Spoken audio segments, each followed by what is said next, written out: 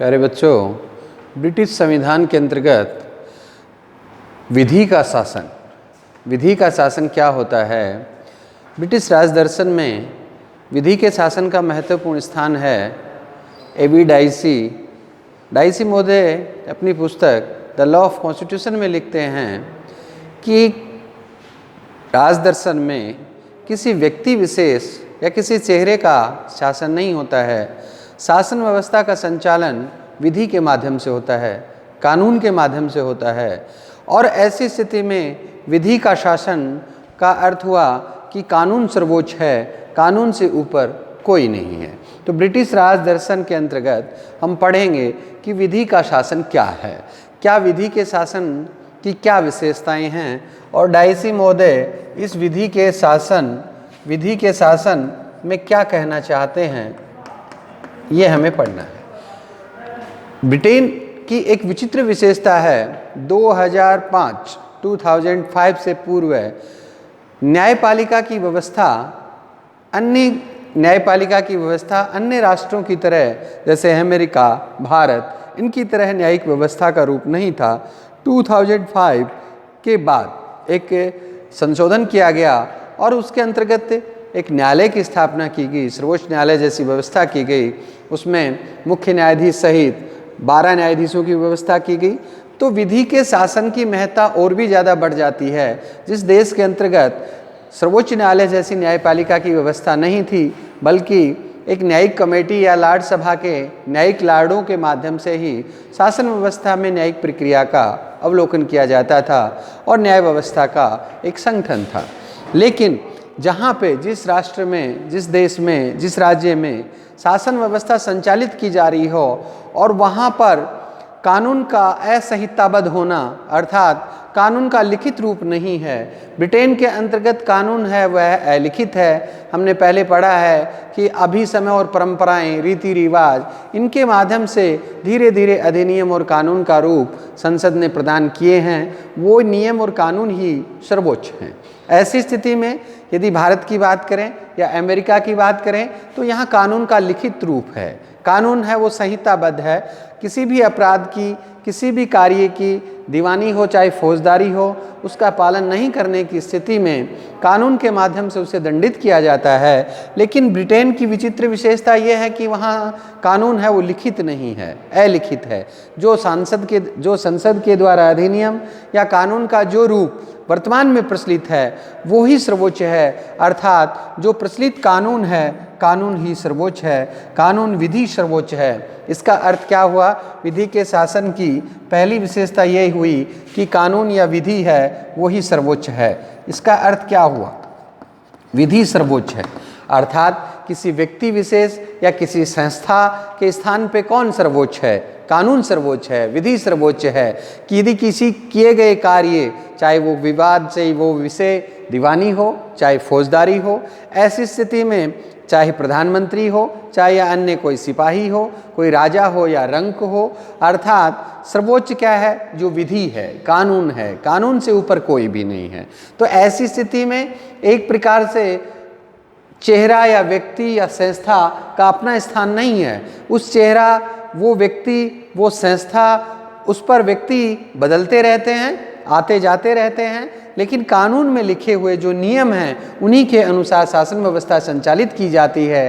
तो व्यक्ति, ये राजदर्शन जो है, इसमें व्यक्ति की सर्वोच्चता न होकर किसकी सर्वोच्चता है? विधि की सर्वोच्चता है, कानून की सर्वोच्चता है। अर्थात चाहे एक ही अपराध के लिए एक जैसी व्यवस्था की बात की जाती है, ठीक है ना? तो विधि की सर्वोच्चता है। दूसरी बात है, पहली भी चीज तो हुई कानून की सर्वोच्चता या विधि की सर्वोच्चता। दूसरा है, इसकी दूसरी विशेषता है कि विधि है वो एक ही प्रकार की है, एक ही प्रकार की विधि है।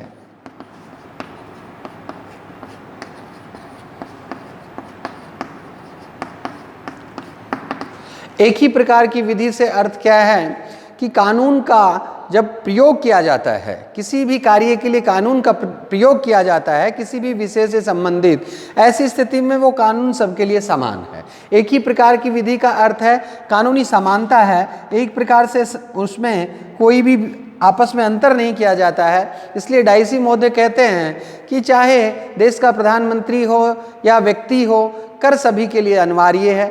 इसमें इस बात का कोई भी उल्लेख नहीं रहेगा, अर्थात इस बात का कोई विशेष महत्वपूर्ण स्थान नहीं रहेगा कि अमुक व्यक्ति है वो प्रधानमंत्री है, अमुक व्यक्ति है वो एक सिपाही है या अन्य कोई नागरिक है। नागरिकों का दायित्व हो, चाहे सिपाही का दायित्व हो, चाहे प्रधानमंत्री का दायित्व हो, एक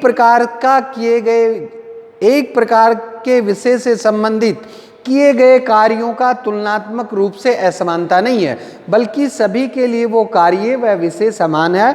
और उसको यदि किसी उस विषय या उस कानून या उस नियम को किसी ने तोड़ा है तो ऐसी स्थिति में दंड का विधान भी सभी के लिए एक समान है, चाहे वो प्रधानमंत्री हो, चाहे वो कोई सिपाही हो या कोई सामान्य नागरिक हो। अर्थात कर्तव्य और दायित्वों का दोनों का निर्वहन एक समान रूप से किया जाना उचित है।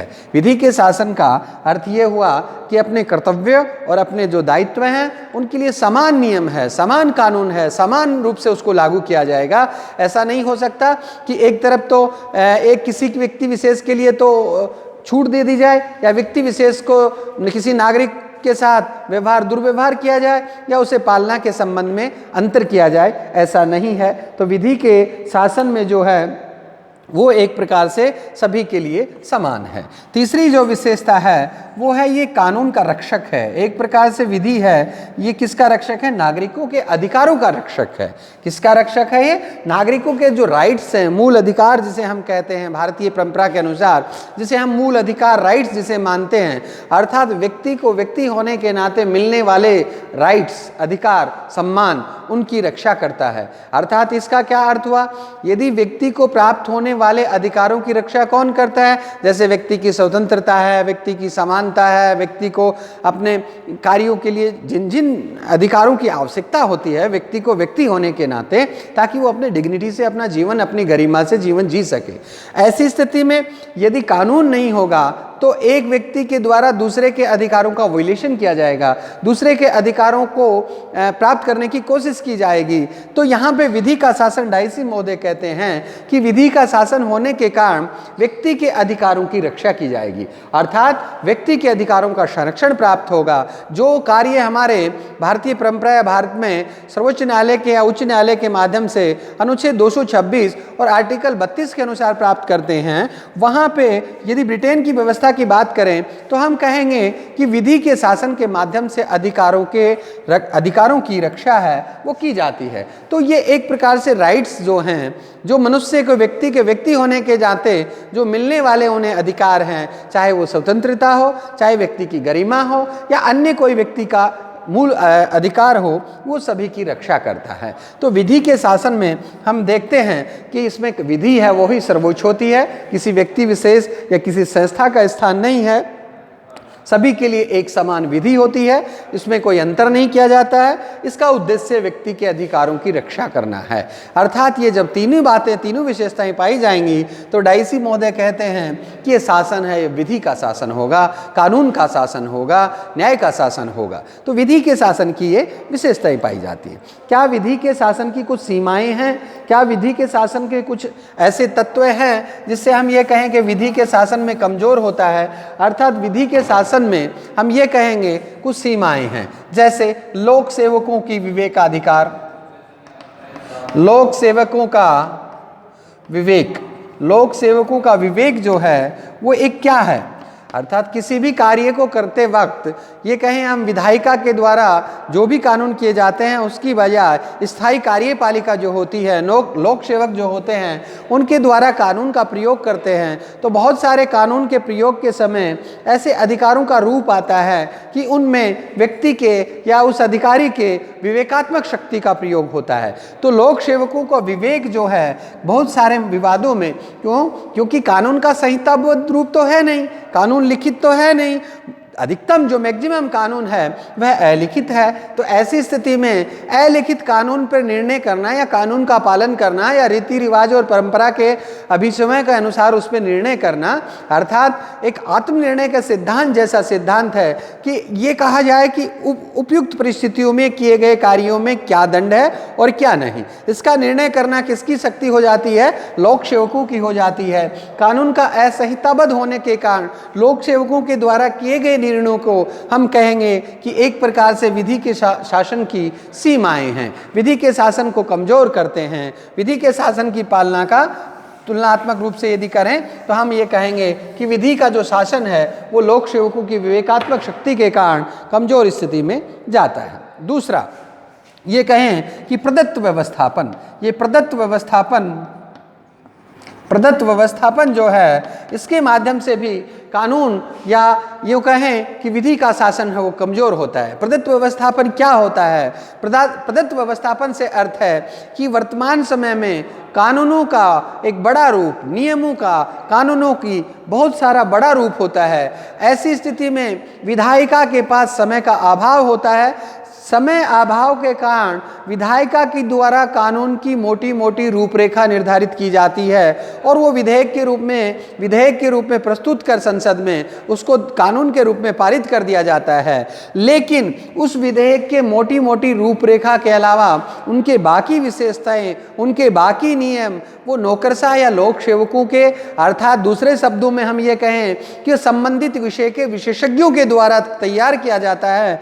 ऐसी स्थिति में कानून निर्माण की शक्ति मुख्य तो विधायिका के पास होती है, लेकिन कानून निर्माण की विधायिका के द्वारा मोटे मोटे कानून की रूपरेखा निर्धारित की जाती है की स्थिति में कार्यपालिका द्वारा उन कानूनों को विशेषीकृत रूप से लागू किया जाता है। उस समय उस कानून का लागू करना या विशेषज्ञों के द्वारा उस कानून के निर्माण में शक्ति प्राप्त हो जाती है, क्योंकि वो विषय के विशेषज्ञ होते हैं और कानून निर्माण को अपने अनुसार परिभाषित करते हैं। ऐसी स्थिति में विधायिका के द्वारा मोटे मोटे कानून का ही निर्माण किया जाता है। बाकी विशेष कानून है, वो पूर्ण कानून है, वो कार्यपालिका के द्वारा संपन्न किया जाता है। इसको हम कहते हैं प्रदत्त व्यवस्थापन, अर्थात कानून बनाने की शक्ति है वो प्रदान कर दी गई किसको? कार्यपालिका को। कानून निर्माण की जो बात है वो विधायिका के द्वारा संपन्न की जाती है, विधायिका द्वारा कानून का निर्माण किया जाता है। लेकिन समय अभाव होने या विषय के विशेषज्ञ नहीं होने के कारण विधायिका केवल कानून की मोटी मोटी रूपरेखा या कानून का एक ढांचा तैयार करती है, उसके बारे में अन्य नियम विषय विशेषज्ञों से या कार्यपालिका के माध्यम से तैयार किए जाते हैं।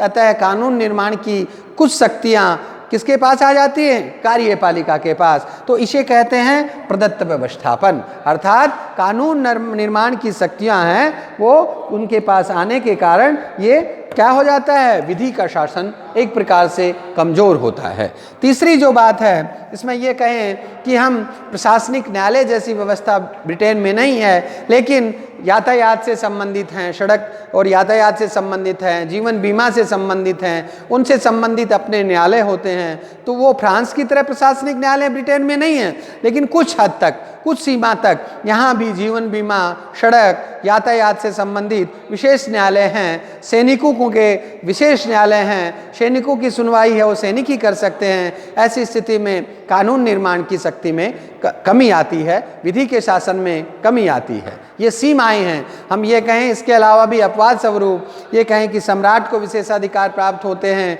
ब्रिटेन के गृह मंत्री को भी विशेषाधिकार प्राप्त होता है। ब्रिटेन के विशेषाधिकार प्राप्त गृह मंत्री को उदाहरण के तौर पे किसी भी व्यक्ति की नागरिकता प्रदान करना, किसी भी व्यक्ति की नागरिकता को ख़त्म करना यदि उनके गृह मंत्री का विशेष अधिकार है। ऐसी स्थिति में उनके विशेष अधिकार होने से विधि का शासन है वो कमज़ोर होता है।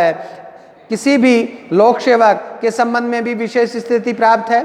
किसी भी लोक सेवक के द्वारा किए गए निर्णयों की यदि हमें जांच करनी होती है तो ऐसी स्थिति में 6 मास का समय है। उक्त किसी भी निर्णय के संबंध में उस अधिकारी की 6 महीने में यदि जांच होती है तो ठीक है, यदि 6 महीने में के बाद उसकी जांच होती है तो शिकायतकर्ता को पूर्णतः उसका होने वाली, यदि लोक सेवक के द्वारा किए गए कार्य में कमी नहीं है। ऐसी स्थिति में 6 मास के बाद यदि किसी ने शिकायत की तो सारा का सारा खर्चा है वो शिकायतकर्ता को झेलना होता है। ऐसी स्थिति में लोक सेवकों की एक विशेष स्थिति हो गई। किसी कार्य को करने के 6 माह के अंतर्गत यदि शिकायत की गई तो वो उसकी निदान होता है। 6 माह के बाद यदि उस शिकायत किया जाता है शिकायतकर्ता के द्वारा और ये पाया गया जांच में कि अमुक लोक सेवक है, उसमें कार्य में कोई कमी नहीं है या वो दोषी नहीं है, तो ऐसी स्थिति में शिकायतकर्ता को सारा का सारा खर्चा वहन करना होता है। तो ये एक लोक सेवकों को विशेष स्थिति प्राप्त है। तो विधि के शासन में लोक सेवकों को प्राप्त होने वाली विशेष स्थिति, गृह मंत्री को प्राप्त होने वाली विशेष स्थिति, सैनिक न्यायालयों द्वारा अपने न्याय के कार्य अलग से किए जाना, जीवन बीमा और यातायात से संबंधित अधिनियम और नियम के कानून अलग होना, ये सभी के सभी विधि के शासन को कमजोर करते हैं। मोटे रूप से प्रदत्त व्यवस्थापन और लोक सेवकों की विवेकाधिकार की शक्ति अर्थात कानून का संहिताबद्ध रूप नहीं होने के कारण लोक सेवकों को एक विशेष स्थिति प्राप्त हो जाती है, जिसके कारण विधि का शासन है वो कमजोर होता है। लेकिन सारांशतः हम कह सकते हैं कि इस तरह की व्यवस्था में व्यक्ति के अधिकारों की रक्षा करने हेतु मुख्य रूप से विधि का शासन का अहम योगदान है। व्यक्ति के अधिकारों की रक्षा की जाती है।